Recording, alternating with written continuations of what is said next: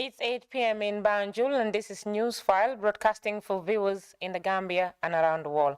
Coming up in the headlines, the 6th ECOWAS Extraordinary Summit of Heads of States and Governments on Security and Political Situation in Mali, Guinea, and Burkina Faso begins in Ghana.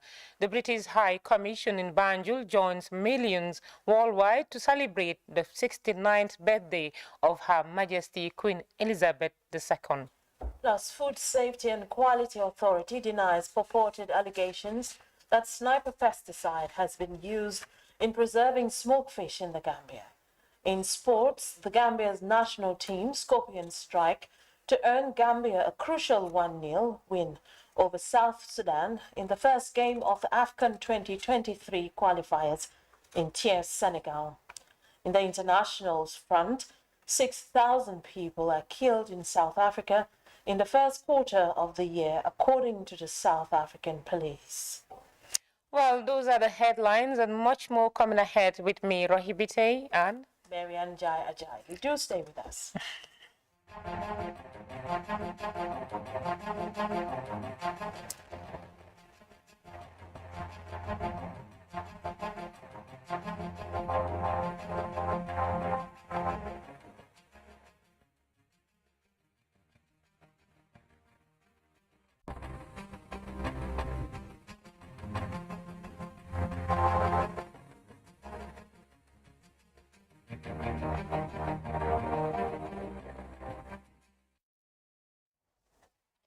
Well, we begin this bulletin with West African matters because heads of state and governments in the sub-regional bloc ECOWAS have started the 6th extraordinary summit in the Ghanaian capital Accra to discuss security and political situation in Mali, Guinea, and Burkina Faso following repeated attempts by military leaders to return to constitutional rule.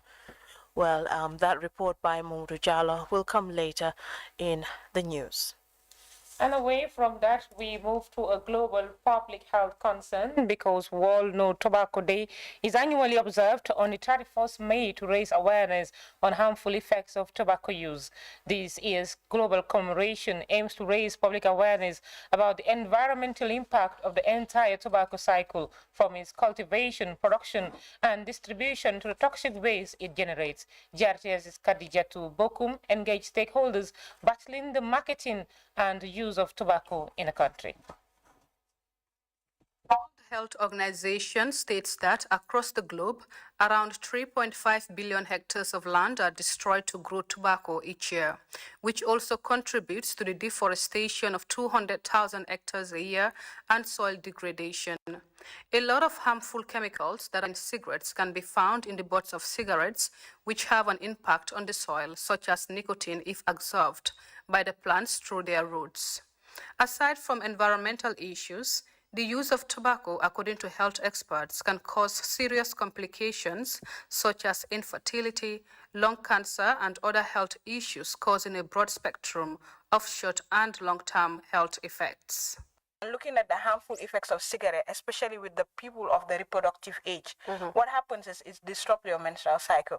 And we know that when the menstrual cycle is disrupted, then fertility becomes a problem. So we're really scared that if this trend continues, we'll see a lot of people with infertility issues, we'll see a lot of abortions, we'll see a lot of babies born preterm, we'll see a lot of low birth weight. And for the men, it's the same effects, because when you're looking at tobacco use, what it does is it changes the morphology of the sperm cell. We know that when sperm cell is the one responsible for reproduction. So what happens is there's a head, there's the body, and a tail. So it disrupts this thing. So when this the sperm cell is being disrupted, for someone to actually fertilization to happen becomes a problem. Wow. What it can do is it lowers the sperm count. We know that for fertilization to happen, there should be millions of sperm cells deposited. Yeah. So for example, if you needed like 1,000 sperm cells to be deposited and you're using any of the tobacco product, being cigarette, being shisha, you might have like 500.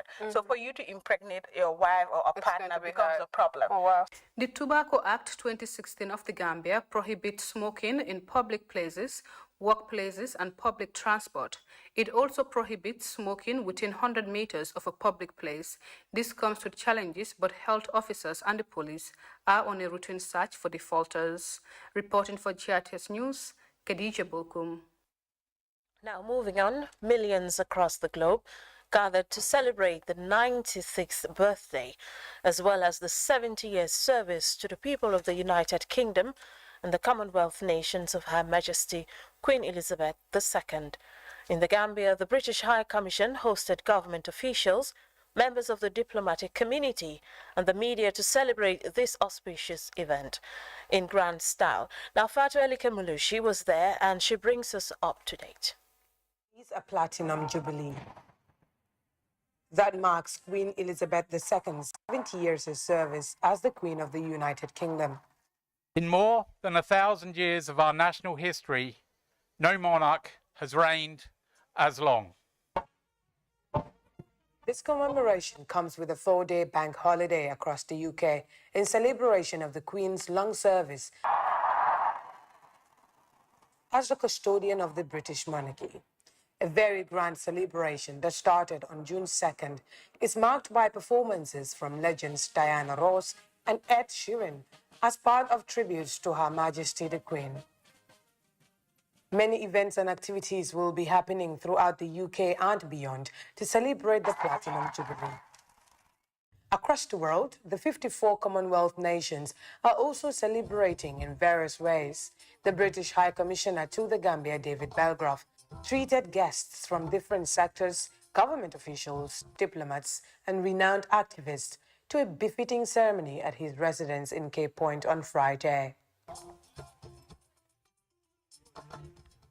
In the UK alone, there will be some 2,500 public events and 16,000 street parties. Yesterday, beacons were lit across the UK and in all the 54 capital cities of the Commonwealth to mark this occasion. This year's message was centered on embracing the spirit of friendship, shared values of decency to sustaining global peace. I believe it is particularly important to note that organisations such as the Commonwealth demonstrate cooperation of like-minded, free and independent sovereignties, succeeding together in an increasingly challenging world. His Excellency, the High Commissioner, used the opportunity to renew the British government's efforts in supporting the Gambia's transitional justice processes, reigniting opportunities that have yielded great results, from climate change endeavors to meaningful exchanges. Since attainment of independence in 1965, the Gambia has received technical support in all sectors from the British government to ensure her total development and maturity as nationhood. The Queen's Platinum Jubilee was supported by the Standard Chartered Bank. The British High Commissioner presented gifts to supportive partners of the occasion on behalf of the Queen, as glasses were raised to honor Her Majesty's long life and service to her people. To the Queen. For GRTS News, Fatu Elika Mloshi.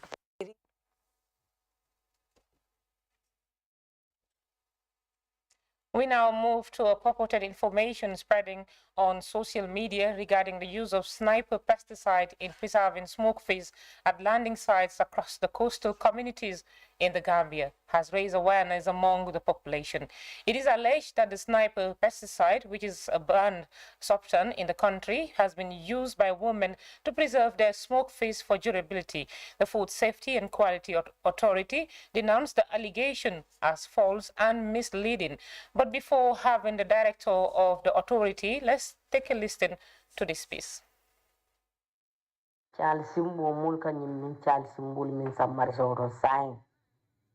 Yalon chal simbi wafilal kamen kanin chal simbi de dalal. Ekal nyin sinay paleta. Ne chal simbo de da. Ya ta ya funfungala. Ya be paki ya mura ya landi. Ni na te kawule wafi. Nyin sinay pa men kanyipto min da bulfa. Ikawule keji. Nyin chal simbi wafilal marse oto. Birin sere kundale wo. Birin Costa Road le wo. Birin bir kamale wo. Nsafo Gambia marse obi. Muso obi birin aja kanna ko nyote be chal simbo do mo bulala law. Ako nyakantum e kanyine ke pozino le ke chal simbo kono pura kana tumbo soto. Ngoy pozino men ka kenyi beto nim dabol nim fen ko to wole ka chal simbo. Hada madin ko ta ka wudomo. Ngoy ko manke right. Ntawde ka bobila. Chal simbo tabiran na sinkiro kono. Now, from that allegation, we are now joined live in the studio by Mamuduba, the Director General of Food Safety and Quality Authority. Greetings and welcome to the news, Mr. Ba. Greetings. Thank you for having me. Now, what is your reaction to those allegations? Is it true or false?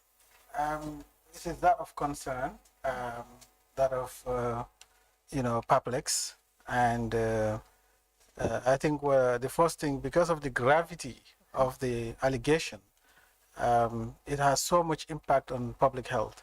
That is why we deem it extremely urgent to at least address it with the public so that we can allay some of the fears. One is that we have already started investigation, but then it will require some other stakeholders like the National Environment Agency, and of course we have the National Pesticide Committee. These are things that we will of course go to the markets that are alleged to have been doing this, and we will do random sampling of the fish and the fish products, and then we will test it at the laboratory and to determine the level of pesticides in the fish. Now, in addition to that, the Gambia is so much blessed in the way that we prepare our dishes. We hardly use fish raw material in our cooking. As a result, we also do a lot of washing of our food stock. So as a result, we will minimize the pesticide residue in our food. And if this practice has been going for a long time, we have not had major health concerns or an outbreak of such diseases emanating from this practice. So as a result, we also think that the way we produce our food is very important, that we need to wash it clean, and of course make sure that it is, we also are hygienic. Pesticide residue is not only limited to fish products. We also have the same problem when it comes to vegetables and fruits. Right. As a result, people have been using sniper actually to spray their melon farms in the past. And of course, these are all could be residue in the fruit itself. And as a result, we can consume it and it can have harmful effect on us. So that's why the gravity of sniper, as you can see, in the recent past, people have used it even to commit suicide. Yes. We've seen that, and I think that could we say that is one of the reasons why sniper has been banned in the country? Yeah, pesticides have different levels. That's why they have category. They are categorized and they are cataloged.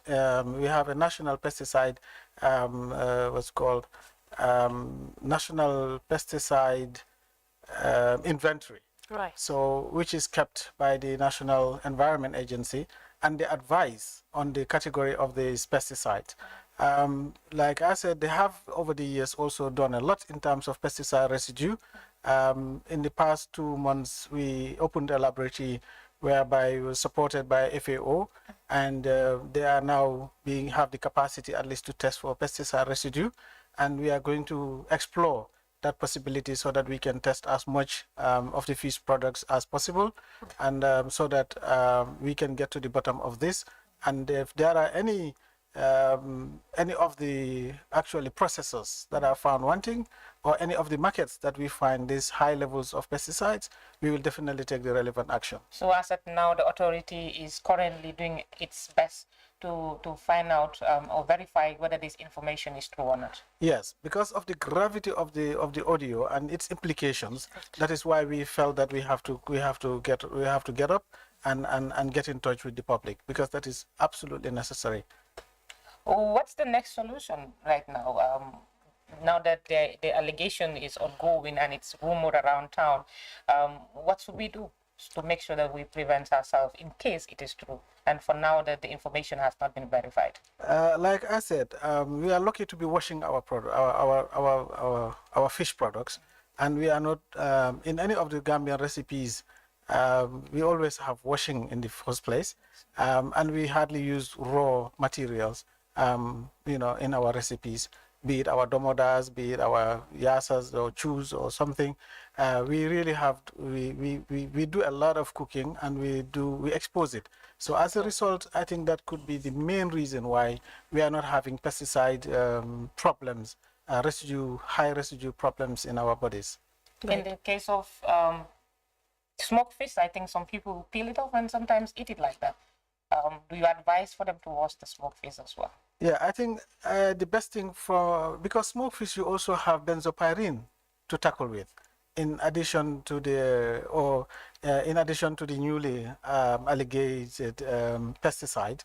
You have benzopyrene to deal with, and this is not only grave when it comes to human health, but it's also grave when it comes to economy, because we export a lot of fish, and the phytosanitary situation of fish in the Gambia determines its acceptance in other markets, so that we can be able to export fish.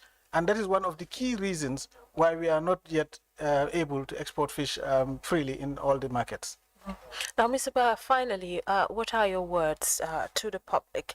Because one of the reasons why you're here is to put the record straight to the public concerning this development. But what other message do you have to relay to the public?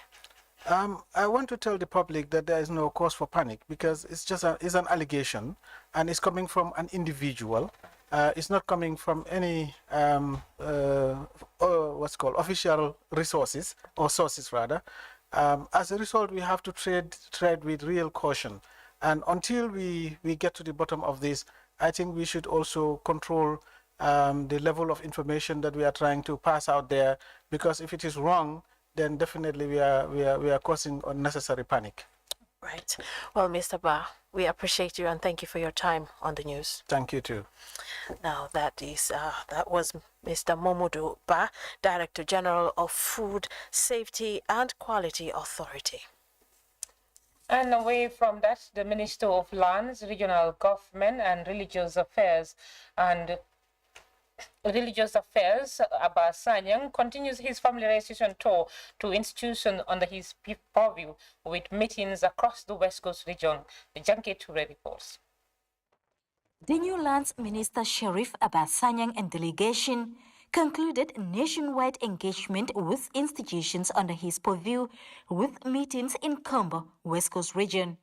At the residence of the Chief of Combo Central in Brikama, the delegation discussed with district authorities the promotion of peace and tranquility for a sustainable society.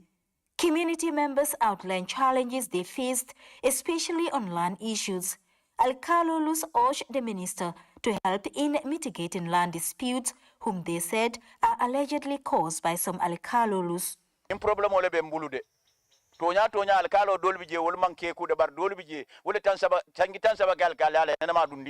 The governor of West Coast Region, Lamin Kane, while addressing the gathering, cited the impact of land disputes in the region. He urged them to adhere to regulations on land administration and management.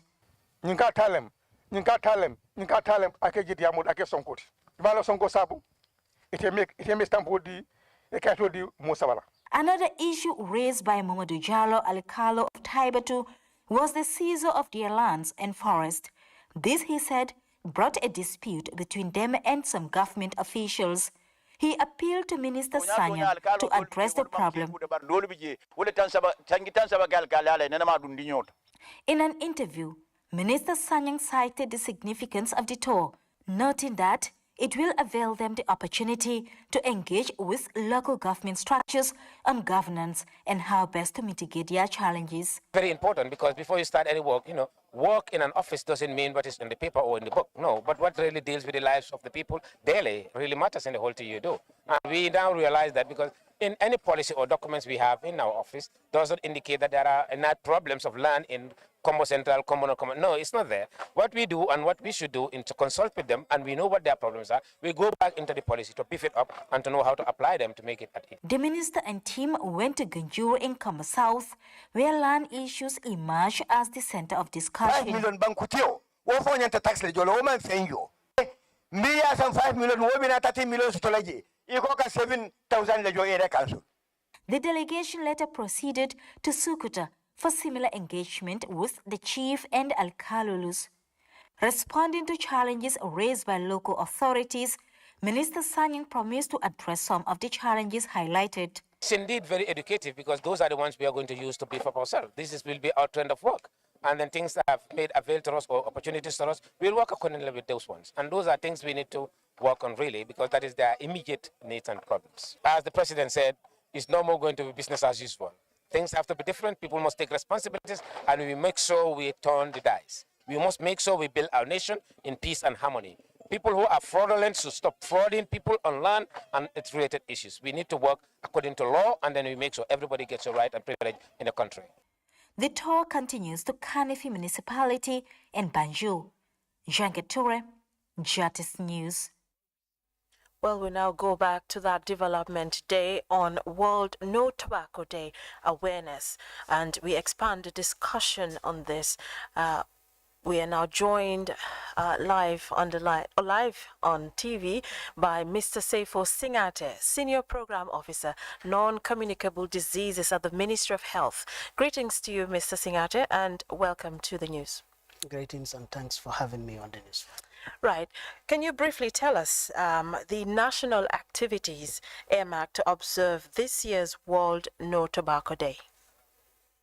Thank you very much. As a country, what we are doing to commemorate World No Tobacco Day is to engage the public on the provisions of the Tobacco Control Act, which has several provisions, but most of them have to do with the public and those that are affected by the provisions of the Act, and also to enforce these provisions in some areas, especially in our industrial area or hospitality area and the markets where these things are sold.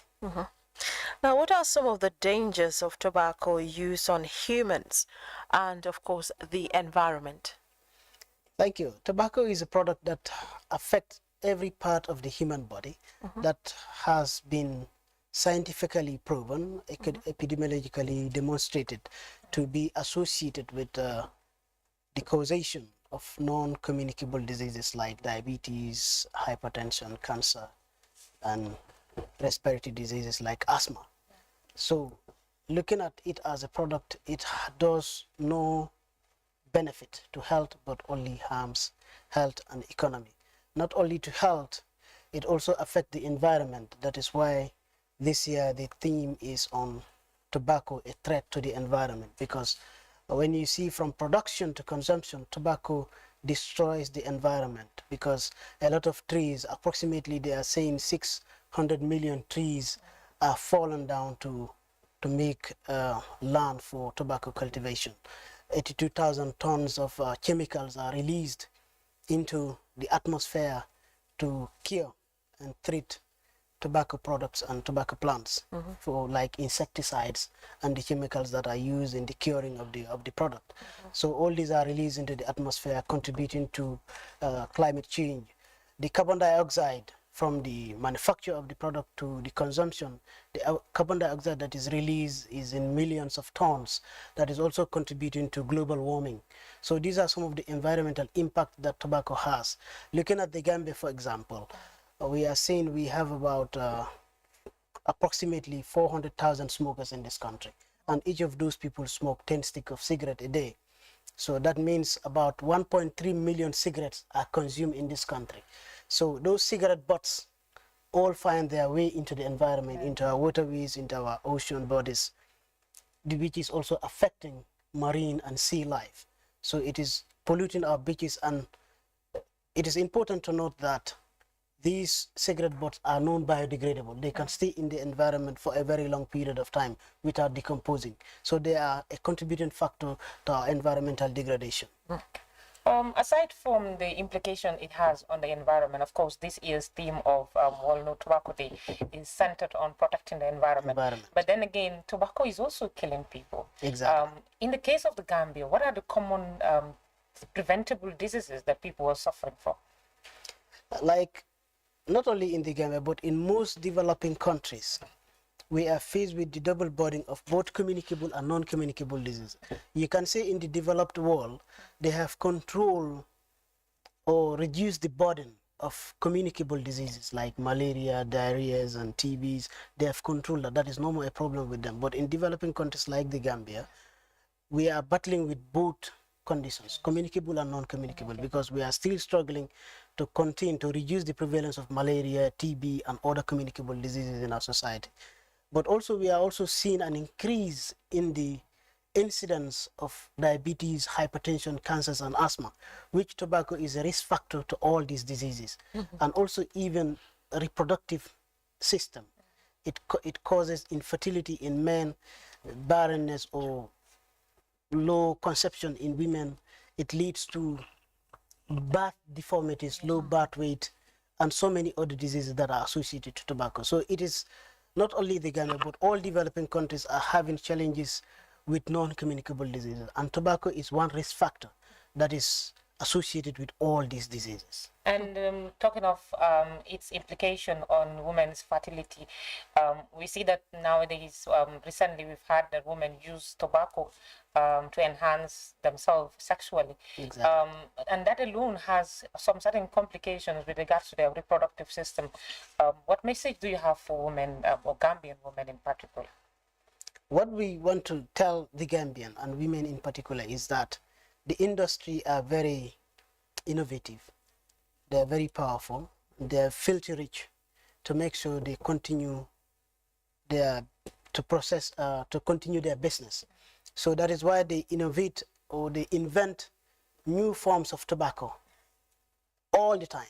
Every year, year in, year out, they are coming up with products. That is why we are seeing shisha. That is why we are seeing now the use of vaginal tobacco. All these are part of the tobacco industry's innovation. And vaginal tobacco is not only tobacco that is in it, but also has some hard chemicals in it, substances that can burn, that can irritate the skin, that can denature the natural flora of the vaginal canal, which leads to the tightening effect, they call it. Because when somebody is burned or there is a bruise and it heals, it forms a scar. So the scarring effect is what causes that tightening effect, and then it destroys the natural environment of the vagina. So this is the complication we have in our hospitals, because when that place is not altered naturally, it will be very difficult for the baby to pass through, because the canal is no more in its natural form. Either they have to operate the lady for the baby to come out, or they risk losing both mother and child as a result of childbirth. So these are some of the complications. We are not saying tobacco used by women, the vaginal tobacco, is the only cause of maternal problems in our facilities, but it is one of the contributing factors, because the use is increasing now. When we were making the act in 2016, it was not very common. You hardly hear about vaginal tobacco. That is why in the act it is no mention there, but it is part of a tobacco product that should be controlled. The case of Caesar, is it also part of the tobacco act? Exactly. Caesar is not specifically mentioned in the act, but the places where Caesar is used are public places. And then the law bans the use of public places in this country. And then it is also stated that any material that is indicative of smoking is banned in public places. Shisha is a material that is indicative of smoking, like ashtrays, like matches, lighters. In public places, when they are there, they are indicative of smoking, that smoking can take place in these places. That is why shisha is banned in this country. And Mr. Singate, what help do you offer to people that want to quit smoking?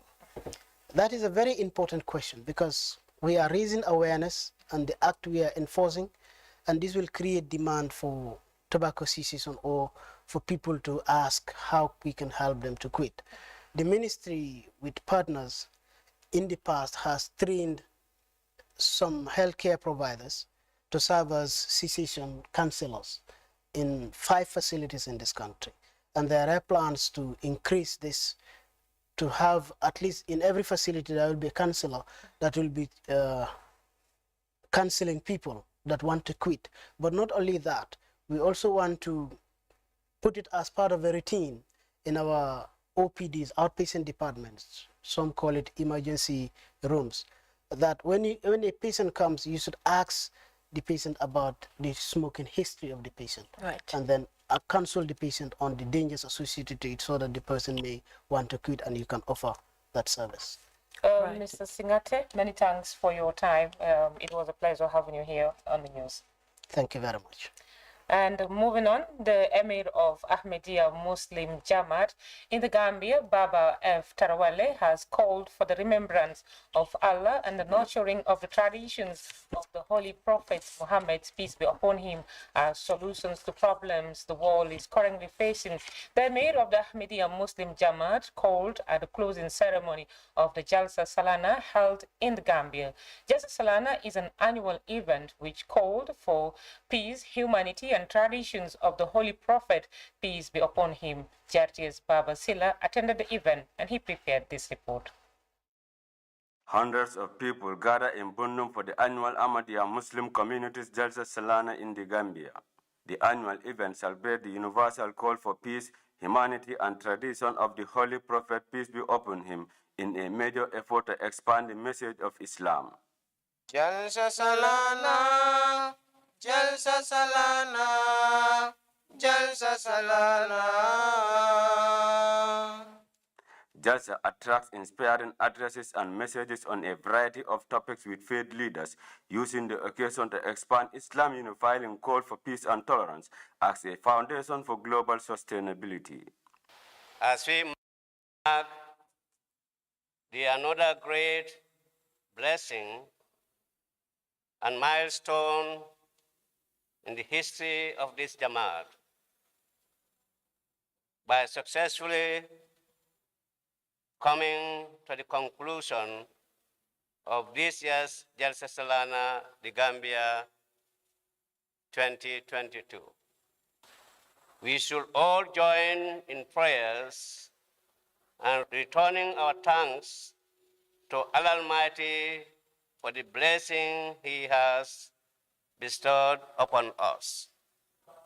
These are days that are meant to teach us about the beautiful Islamic teachings and reminding us about our Creator, Allah Almighty.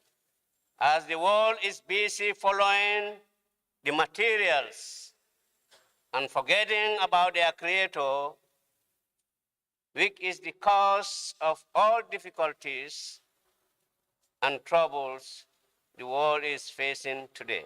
The leader of the Ahmadiyya Muslim community in the Gambia, Amir Baba Tarawal, reminded people about the importance of peace and urgent need to nurture the tradition of the Holy Prophet, who displayed compassion and tolerance in all his dealings.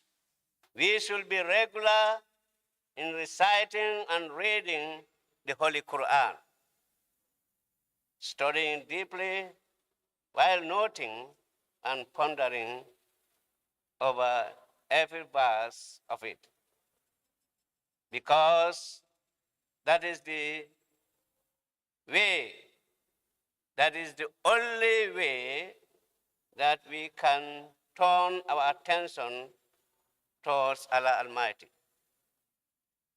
With the acceptance of prayers, nothing is impossible.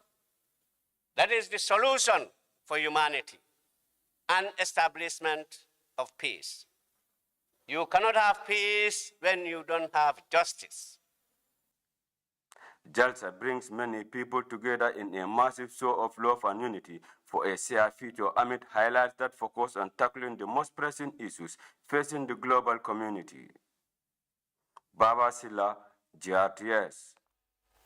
And now, moving on, the Gambia Inclusive and Resilient Agriculture Value Chain Project, GIRAF, has trained dozens of extension workers from across the country on digital data collection and registration for GIRAF's seed beneficiaries.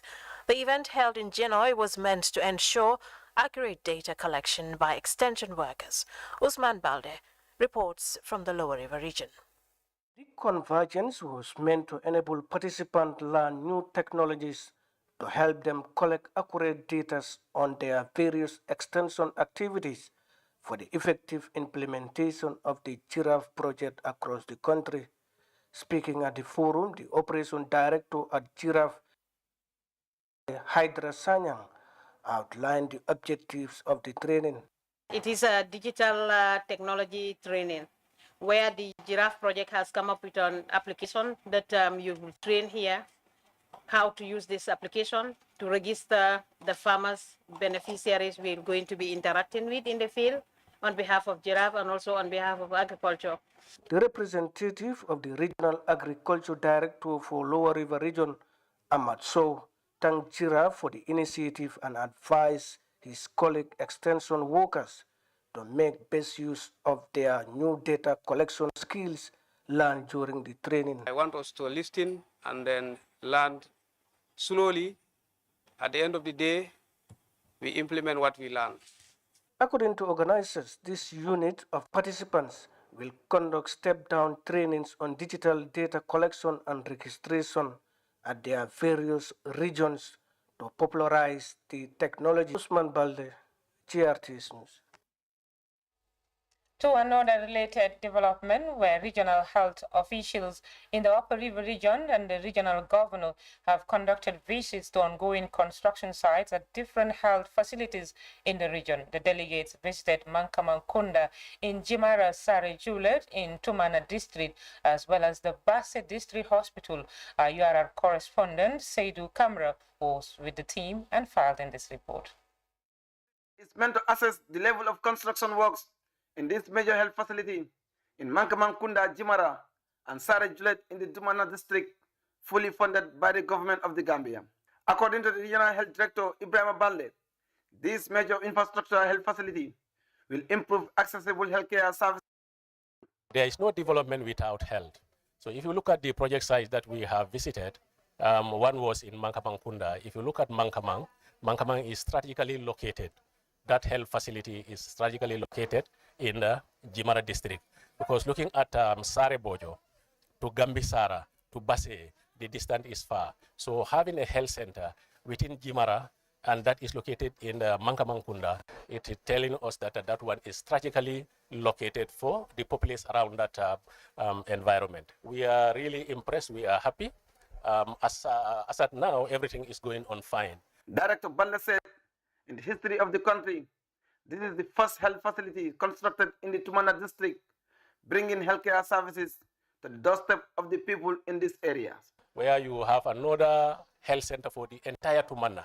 And in history, this is going to be the first time that Tumana would have a kind of a health center like that. Looking at the location, you can see to it that from Fatoto, you come down to Basse, there is no hospital within that setup. So we have seen an impressive work going on down there. We hope and pray that they would live up to expectations. And then equally, they have also given us that assurance. Come in the next 2 months, they should be able to hand over the project. After touring the site, the governor of the region, Sambaba, expressed satisfaction on the level of work as well as the standard. As regional heads, it is a duty bound for us to go out from our offices and look at the ongoing projects that government is doing in the region. And this is why we went to Mankamang this morning and Sare Julet to assess the level of progress of the health facilities that are built by government. At Mankabang, when you looked at it, we were very impressed because looking at the progress of work is going extremely well. And what we have seen there is so impressive. Governor Barry affirmed government's commitment in providing accessible healthcare delivery to everyone in the country. One of the health facilities in Sarajule, they've already roofed the facility. But when you go to Mankamang, the roofing is supposed to start in 2 or 3 days' time. But when you look at it, plastering and other things also are in place. And the work is in high gears because they want to meet up time. So when you look at in these two communities, in Jimara and at the same time in Tumanna, they are eager. The people in the environment surrounding are eager to use this facility. The team also visited the Bassa District Hospital to assess the working condition of the staff. The mortuary, social welfare units, the children ward, and other units were all visited by the touring team. If you look at it in URR, there isn't any mortuary anywhere in the health facilities that is functional. Sometimes we have dead people here or bodies that we would want to keep for a while. This is not possible. We have to try Bansang or even Banyul. Now, having this one built here already, that thing will definitely help us to solve those problems. According to Dr. Jallo, who is heading the social work unit at the Bassa District Hospital, the common cases reported to the unit in connection to gender-based violence, attempted rape, denial of paternity, and other related GBV issues. The two site supervisors assured the completion of the construction in the next 2 months. As it is, these apartments will be used for residential purposes for the staff. Said Kamara, reporting for Jatas News from Bassa Upper River Region. Well, we'll now take a break, but up next is sports news. Do stay with us.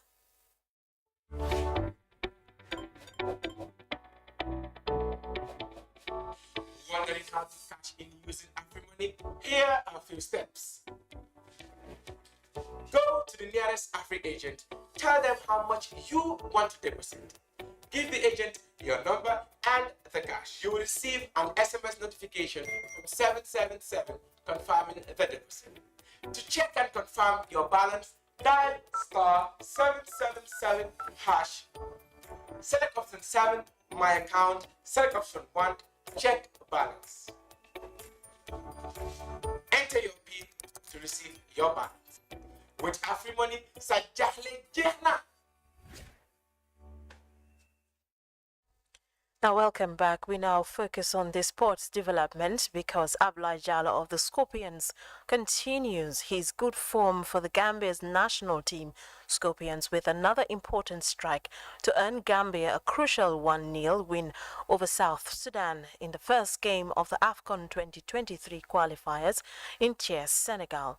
Jallo netted in first half stoppage time to send Tom Saintfleet's top of Group G ahead of Mali and Congo, who are set to play in the other opening day tie. The Scorpions' next encounter in the group is a trip to Brazzaville, where they are set to play Congo in midweek of the 14th of June 2023. Now, the Gambia is playing a second consecutive AFCON qualifying campaign after an impressive showing in their maiden AFCON tournament in Cameroon.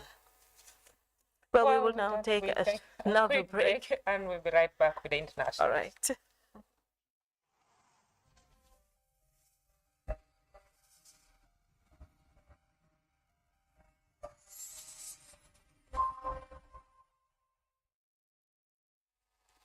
And in the internationals, a surge in crime in South Africa with over 6,000 people killed across the country in the first quarter of the year. CGTN has more on that.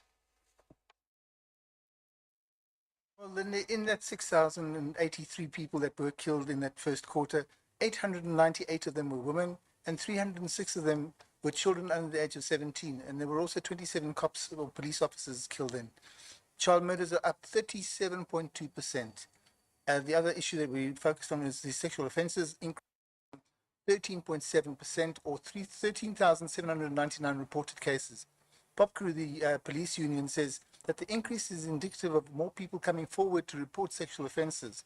Those numbers added up to a 9.3% increase of crime or in crime in this quarter. It also appears that there were 3 sexual offence hotspots Lusikisiki in the Eastern Cape, Inanda in KwaZulu-Natal, and Tuandando in Limpopo province. So it's not a pretty picture by any stretch of the imagination, and the other data you mentioned already. So there's got to be something done about it, Lindy. And indeed, and of course, this data is just looking at the first quarter of the year. What are some of the factors contributing to this massive rise in crimes, and what measures are officials taking? Well, look, PopCrew, who I mentioned earlier, the Police Prison Civil Rights Union, says that the rising crime stats are, in fact, in almost all categories. And this is the problem, and it doesn't come as any surprise, they were saying. In fact, and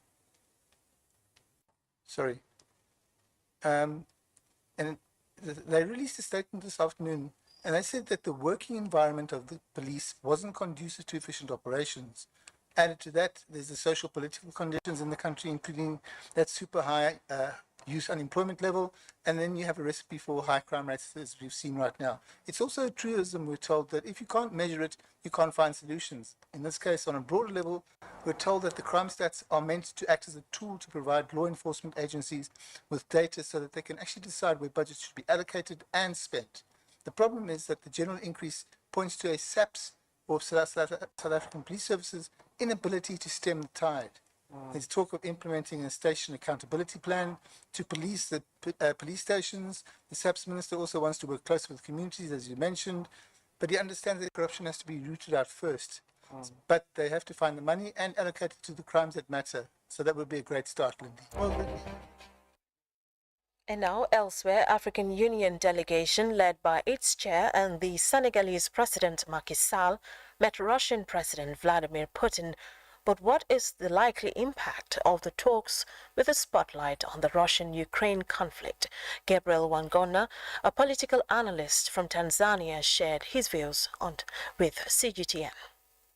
We are part of the world that is harshly affected by this conflict. We are very far, we are not at the epicenter of the conflict, but we are heavily affected by this conflict. And it is in our very best interest to make sure that these guys come together on the table and sit and discuss their differences and settle down whatever that they have in the past, and we move forward as a world, with peace, whereby production will be done equally, and some parts of Africa will, the food prices that we are experiencing right now might be reduced a little bit, because as we are speaking now with the cost of living in Africa is keep on increasing every now and then, simply because we depend too much on importation of grain products from Russia and Ukraine, especially wheat. So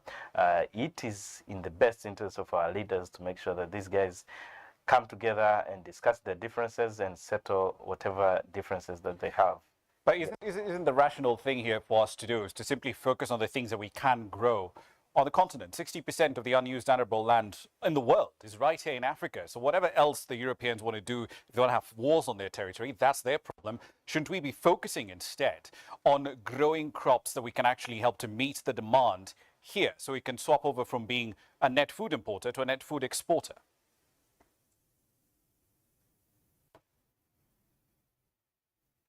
Yeah, you're very right. The demand for wheat, for example, in Africa is growing in a very fast pace.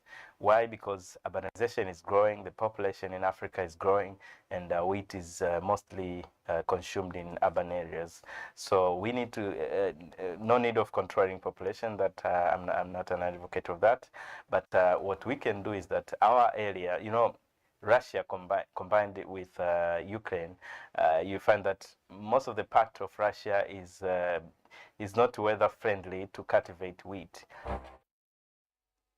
And that's it for now, but a quick look at our top stories once again. The 6th ECOWAS Extraordinary Summit of Heads of States and Governments on Security and Political Situation in Mali, Guinea and Burkina Faso began in Ghana. The British High Commission in Banjul joined millions worldwide to celebrate the 96th birthday of Her Majesty Queen Elizabeth II.